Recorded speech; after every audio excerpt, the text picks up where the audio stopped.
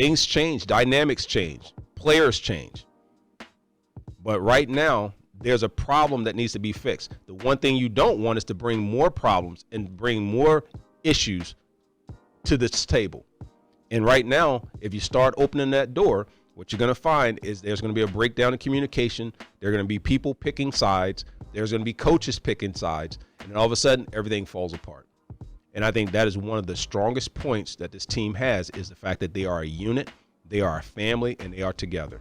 They win together, they lose together. They'll solve this problem together.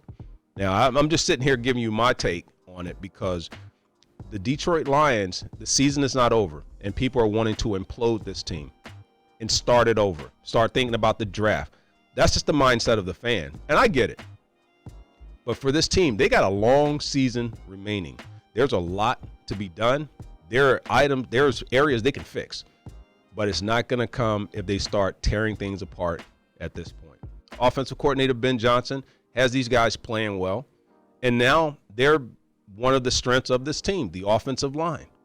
The fact that they had two injured key players in St. Brown, and also you had in Swift. And all of a sudden, TJ Hockenson, who's been struggling this year, he steps up, had the biggest game of his career. Josh Reynolds steps up in that lead role position, scores, and also has some very big and key catches. You have Jamal Williams, steps in, gets a lot of the carries. Got to work on his catching. I don't think any of us are going to argue with that. But, hey, had some big plays. Ran hard, just like he always does. Jared Goff continued to be the leader in consistency offensively.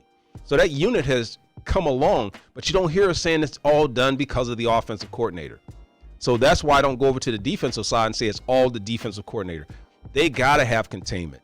They got to get a pass rush. They have to cover better. You got a tight end who came into the game that really didn't have big production for Seattle that became a key component. And if they would have thrown one more boot and for him to be wide open in the flat was driving me crazy. That's also scheme, but that's also play recognition. That's coach and that's player and that's scheme. So there's a lot to unpack with all that. So we can try and say that it's one thing. And then when you're saying bring in Chris Spielman to all of a sudden help Aaron Glenn, you don't realize that's a slap in the face for anyone to even make that kind of a suggestion. Will he be able to have a conversation with him from colleague to colleague? Absolutely, behind closed doors. But to think that he would step in and all of a sudden take over that responsibility, or step in and all of a sudden say, hey, Coach Glenn, come here, let me tell you what you're doing wrong. That's just not, Chris Spielman would never do that.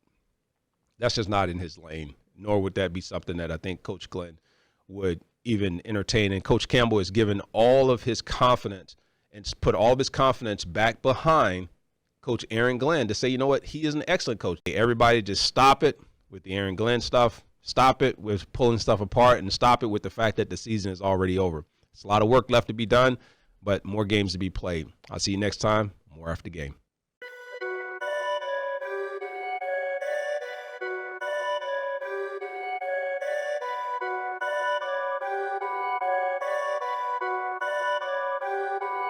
Perfect.